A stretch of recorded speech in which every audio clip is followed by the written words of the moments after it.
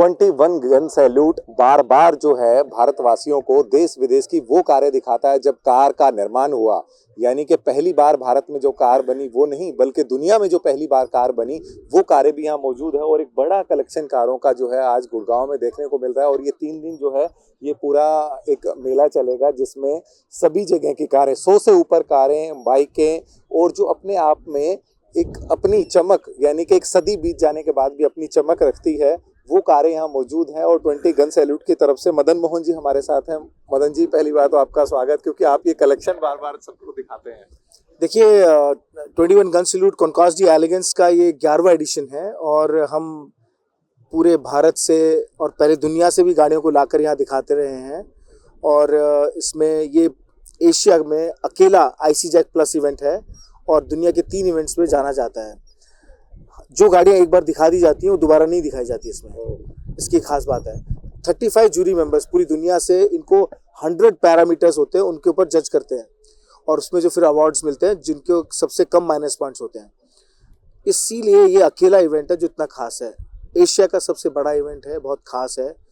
पूरे भारत से 125 car collectors अपनी गाड़ियाँ यहाँ दर्शाते हैं और कुछ गाड़ियाँ हम अपनी दिखाते हैं, पर कंपटीशन क्लास में हमारी कोई गाड़ी नहीं होती है। भारतीय संस्कृति को मोटरिंग हेरिटेज के साथ दर्शाते हैं। आप देख सकते हैं सांस्कृतिक कलाकार पूरे भारत से आके अपने कला का प्रदर्शन करते हैं। और ये गाड़ियाँ इस बार बहुत खास हैं क्योंकि इस बार हम 2 महत्वपूर्ण गाड़ियों को दर्शा रहे हैं यहाँ पर। 100 साल एमजी के, आप देख सकते हैं 1924 में एमजी ने पहली गाड़ी भारत में बेची थी। आज 1924 से लेकर 2025 तक पूरे 100 साल कंप्लीट हुए हैं। साइबस्टर जो उनकी एक महत्वपूर्ण गाड़ी है, हमने एमजी से अनुरोध किया कि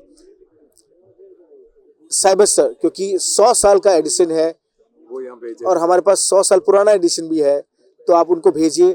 पहली बार भारत में साइबस्टर को रोड पर, हम एमजी के काउंटर पे खड़े हैं। मैं चाहूंगा कि आप इनके बारे में बेहतर जानते हैं, एक बार बताएं। देखिए, ये साउथ इंडिया चेन्नई के बहुत मशहूर टीवीएस ग्रुप के फैमिली से ये है। शंकर सुंदरम, उनकी ये 1938 की MGT है। बहुत ही खास है, 6 सिलेंडर की ट्विन कार्बोरेटर के साथ। बहुत आप देख सकते हैं इसका एलिगेंस, डिज़ाइन, स्पोर्ट लुक इतना अट्रैक्ट करता था उस समय पर। तो ये जवां दिलों की गाड़ी हुआ करती थी। साइबस्टर को देखेंगे तो आज के किसी भी जवान अगर दिल को देख के वो गाड़ी अट्रैक्ट हो जाएगी। उसके जो रेड कलर की देखते हैं तो ये समझिए आपकी ये जो डिज़ाइन था ये वहाँ तक पहुँचा है। एमजी ने एक बड़ा सफर तय किया, एक सदी बिता दी। इन गाड़ियों की आज के जमाने में मदन जी अगर कोई जाने तो कोई कीमत है आपकी नजर? देखिए, अमूल्य है। तो जिसके पास है वो, उसके पास प्राइड है। और सबसे सुंदर और रिस्पॉन्सिबिलिटी वाली बात यह है कि वो सभी ऑनर चाहते हैं कि ये जिंदा रहे। ये गाड़ियाँ आने वाली जनरेशन्स के लिए एक रिस्पॉन्सिबिलिटी की तरह वो इनको तैयार करके चमका के रखते हैं, जिससे आने वाली जनरेशन इवोल्यूशन देख पाएंगे कि कैसे 24 में गाड़ी वहाँ तक के सफर पे पहुंची। ये बात ठीक होगी मदन जी कि आप पहले भी ये करते रहे और हमने देखा है कि जो आदमी की केयर नहीं होती घर में, उससे ज्यादा गाड़ियों की केयर के लिए लोग लगे हुए होते हैं। बिल्कुल सही है, क्योंकि एक इमोशनल, हम हिंदुस्तानी वैसे भी इमोशनल हैं। हम अपनी जिससे भी प्यार करते हैं, चाहे वो इंसान हो, दोस्त हो, उसके लिए जी जान देने को तैयार रहते हैं। तो इसीलिए वो है वो इमोशन। हम 125 साल मना रहे हैं रॉल्स रॉयस के भी। आप खास गाड़ियाँ पूरे भारत से आई हैं रॉल्स रॉयस की, जिसमें सिल्वर घोस्ट है, फैंटम 1, फैंटम 2, फैंटम 3, सिल्वर रेत, 2025, 20 HP, हर रेंज की जो गाड़ी थी वो सभी वहाँ दर्शाई गई हैं। कितनी गाड़ियाँ इस बार पार्टिसिपेट कर? 125 गाड़ियाँ हैं पार्टिसिपेशन में। उसके अलावा करीबन और 20-25 गाड़ियाँ हैं जो एग्जीबिशन क्लास है। जैसे सामने खड़ी हैं ये एग्जीबिशन क्लास की गाड़ियाँ हैं, उनका कोई कंपटीशन नहीं है। मोटरसाइकिल्स हैं, 50 मोटरसाइकिल्स हैं यहाँ पर। तो आप दर्शक यहाँ आके सब देख सकते हैं। विंटेज रैली भी निकालेंगे? हमने निकाल ली ऑलरेडी। माननीय पर्यटन मंत्री ने फ्लैग ऑफ किया था कल, और उसमें सभी गाड़ियाँ ने भाग लिया और यहाँ पहुँची। कल राव नरबीर सिंह जो हमारे आदरणीय फॉरेस्ट मंत्री है, इंडस्ट्री एंड फॉरेस्ट मिनिस्टर है, उन्होंने इसको यहाँ पर आके इस शो को पब्लिक के लिए शुरू किया। अभी ये जो पूरा कलेक्शन है, आपको 11 साल हो गए, ये इंडिया की गाड़ियां हैं। क्या हमारी गाड़ियों की बाहर भी डिमांड होती है इस तरह की प्रदर्शनी है? क्या आप विदेश में जाके? हाँ जी, बिल्कुल। आप देख सकते हैं यहाँ पर ये 3 गाड़ियां हैं, ये विदेशों में जाती रहती है। आप देख सकते हैं जो सबसे राइट वाली गाड़ी है वो अभी पेबल बीच में होकर अमेरिका होकर आई है। ये लाल वाली गाड़ी 5 इवेंट्स में होकर आई है और साथ वाली जो गाड़ी है वो भी जा रही है इटली के एक बड़े इवेंट में जाने के लिए। बीच वाली पे नालागढ़ कुछ लिखा हुआ है, तो आप बता पाएंगे कहाँ से? नवलगढ़ राजस्थान में सीकर जिले में का एक छोटा ठिकाना था। रियासत की भी हाँ, रियासत किसी रियासत की भी गाड़ियां यहाँ आई हुई है। नहीं, वो नवलगढ़ एक छोटी सी रियासत थी, अच्छा। उनकी गाड़ियां हैं, वहाँ के ठाकुर साहब की गाड़ी थी। तो उन्हीं फैमिलियों के पास ही अभी चल रही है? नहीं, अभी तो एक गुड़गांव के कार कलेक्टर के पास है, राजीव खेर नाम उनका। इनकी जैसे हिस्ट्री हमारी वंशावली होती है, हरिद्वार में, गढ़मुक्तेश्वर में, कौन कहाँ से किस पीढ़ियों से चला, तो इनकी हिस्ट्री है ऑनर की? इसमें देखो फर्स्ट ऑनर की हिस्ट्री सबसे महत्वपूर्ण होती है, उसके बाद नहीं होती, मेंटेन होती है। हाँ, मेंटेन होती है। फर्स्ट ऑनर का इम्पोर्टेंस होता है और वो मेंटेन रहता है। तो मदन जी, आपसे लास्ट सवाल, हमारे ऑडियंस को क्या कहना चाहेंगे? देखिए, मैं कहना चाहूंगा कि आपके पास विरासत, कोई भी विरासत किसी भी रूप में है, चाहे कला के रूप में है, चाहे किसी ऑब्जेक्ट के रूप में है, हमारी ये नैतिक जिम्मेदारी है हमको उसको सजो कर रखें, संभाल के रखें, तैयार करके रखें, जिससे कि आने वाली जो पीढ़ियां हैं वो देख पाएं कि इस तरह की भी चीज़ें हुआ करती थी हमारे पूर्वजों के पास।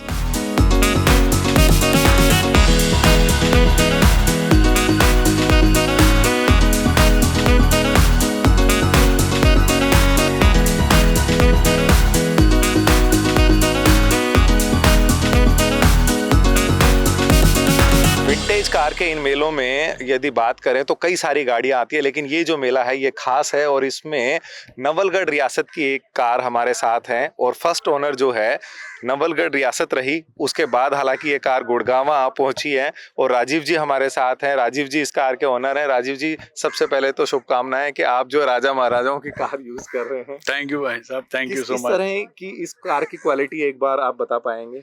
तो कब आपने खरीदी और क्या क्वालिटी है? इंडिया में जो है ज़्यादातर तो रोल्स रॉयस गाड़ियाँ बिकी थी और रोल्स रॉयस कंपनी बल्कि इंडियन महाराजा के बिजनेस के कारण से जीती रही, क्योंकि 30s में डिप्रेशन था वहाँ पे। और ये अमेरिकन गाड़ी है, इसका ब्रांड है पैकार्ड। उनका कंपनी का स्लोगन होता था ask the man who owns one, क्योंकि वो इतनी बढ़िया गाड़ी थी कि वो कहते थे जिसने एक बार खरीद ली वो बड़ा खुश हो जाएगा और वही हमारा बेस्ट सेल्समैन है। तो दिस इज़ अ पैकार्ड जो कि इंडियन मार्केट में भी आई है और उन्होंने ये स्पेशल गाड़ी है, स्पेशल गाड़ी है अमेरिका पैकार्ड कंपनी 1934 की गाड़ी है। और इसमें बड़े खास फीचर्स हैं जो इंडिया के लिए इन्होंने क्रोम बोनेट, इसके व्हील्स जो हैं, ये विंडशील्ड जो खुलती है, ये कई इसके ऐसे फीचर्स हैं जो कि अमेरिका में और बल्कि कहीं दुनिया में ऐसी गाड़ी नहीं है। इसीलिए मैं इसको रिस्टोर करके जब बाहर ले गया, मैं 6 शोज करके आया हूँ वहाँ पे, इटली से लेके, फ्रांस से लेके, इंग्लैंड से लेके अमेरिका में, और इंडिया की बनाई हुई गाड़ी। और बहुत गर्व की बात है कि 5 जगह जीत के आ गए। ये देखिए, ये बाकायदा फोटोग्राफ जो है राजीव जी ने दिखाए हैं और ये फोटोग्राफ्स वो हैं जहां बाहर इस गाड़ी ने जो है काफी सारे इनाम जीते और देश का भी नाम रोशन किया। सर, इसमें क्या कभी कोई फैमिली के साथ कभी चलना, या इसको मैंने जो सुना है कि पत्नी से भी ज्यादा रख रखाव आदमी करता है वो सारी पुरानी गाड़ियों वालों का तो ये है ही है भी, और जो कि एक अच्छी चीज है कि मतलब आदमी कहीं इधर उधर भटक नहीं रहा है, उसको एक सिंपल शौक है, गाड़ी का शौक है। बट मेरे लिए ये सबसे मेरा पुराना लव अफेयर है ये, क्योंकि ये गाड़ी मेरे घर के बगल में खड़ी होती थी। ओके। और एक अमेरिकन सज्जन थे जिन्होंने गाड़ी खरीदी थी, डिप्लोमेट थे 68 में, और उनका इरादा था कि मैं अमेरिका वापस जाके फिर इसको मंगा लूंगा। और तब तक इंडिया ने कानून बदल दिया, गाड़ी का एक्सपोर्ट, विंटेज कार का एक्सपोर्ट बंद हो गया, तो वो बेचारा नहीं ले जा पाया। तो क्योंकि वो मेरा पड़ोसी था, तो जब भी वो, अच्छा उसकी दोस्त जहाँ पे उसने गाड़ी छोड़ी थी, तो जब भी इंडिया आता था मैं उससे कहता था अगर आप नहीं ले जा सकते हो तो भेज दो हमको यार। तो ऐसे ऐसे करके मुझे 40 साल लगे उसको पटाने में। तो फिर अच्छा, दूसरी चीज, एक तो बहुत बढ़िया गाड़ी है, मगर एक और इसका कारण था, मेरे नाना जी थे महाराजा त्रिपुरा। तो वो आपको मालूम है इंडिया में तो जब किसी की डेथ होती है तो आप पंडित को कुछ देते हैं, कभी शॉल दे दिया, रिंग दे दी, कुछ भी चीज जो उसकी होती है देना भी पड़ता है। तो उन्होंने कहा कोई बात नहीं, 2 पैकार्ड गाड़ी है, कोई पंडित को दान कर देते हैं। तो मैंने कहा यार कम से कम मुझे तो लाइफ में लेना है। तो ये एक तरीके से मेरी ओल्डेस्ट लव स्टोरी है। कब ली राजीव जी आपने? ये मुझे लेते लेते अभी मुझे लग गए 50 साल इसको पटाने में, और मुझे 2023 में मिली है गाड़ी। तो तब से उनके घर में खड़ी थी? 2003 में, सॉरी, हाँ, तब से उनके घर में खड़ी थी। तो उसका भी एक बहुत बढ़िया पॉइंट है कि अक्सर ये गाड़ियां जो थी ना, जो किसी के कलेक्टर के पास नहीं थी तो वो काफ़ी उनकी कंडीशन ख़राब हो जाती थी। और फिर उसके बाद आप रिस्टोर करके बना तो दो, बट वो कभी वो ओरिजिनलिटी नहीं आती मेरे हिसाब से। तो इसमें कोई ये दिक्कत आई? ना, क्योंकि ये बहुत बढ़िया प्यार से रखी गई थी शुरू से, तो वो है तो ठीक है। पेंट वेंट करना, 2003 में क्या कीमत रही होगी? ओ उसको तो कुछ नहीं था उस समय, तो गाड़ियों के कोई दाम ही नहीं थे। हाँ, मेरे को तो 10-15 लाख में गाड़ी मिल गई थी। और आज अगर आप इसकी कीमत जानना चाहें आपसे तो ये तो करोड़ों में है फिर। हम अगर आप ये भी देखें, ग्रेटर कैलाश में मकान कितने का होता था उस समय और आज क्या है, हर चीज का देखा जाए तो दाम इतना बढ़ गया है। हाँ, तो वो तो दैट इज नॉर्मल। मगर अगर आप उस हिसाब से देखो, बैंक में ही पैसा आप डाल के इतने उतना ही हो ये जाता है। मानते हैं कि राजीव जी को पहचान उनकी कार ने दिलाई? वो तो है ही है, मैं खुश हूँ उस बात के लिए।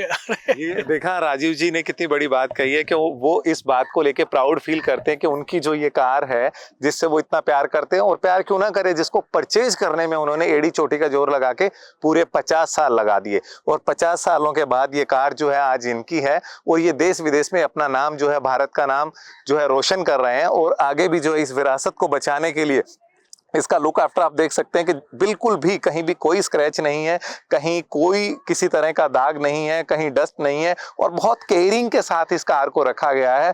और इस तरह की जो विरासतें हैं वो आने वाली पीढ़ियों के लिए कहीं ना कहीं एक अपने आप में इतिहास पढ़ने का काम करेंगी कि हमारी जो पूर्वज थे, हमारी जो कारें थी, हमारी जो नस्लें थी आने वाली, वो किस तरह से जो है इन कारों में चलते थे, और क्या क्या बदलाव जो है अब आने वाली कारों में ऑटोमोबाइल ने कर दिए हैं। तो ये तमाम जानकारी हमने आपको साझा की इस विंटेज कार मेले की, और आप सबका शुक्रिया। आप देखते रहिए न्यूज़ टाइम में कैमरामैन सुशील के साथ रवि यादव, गुरुग्राम।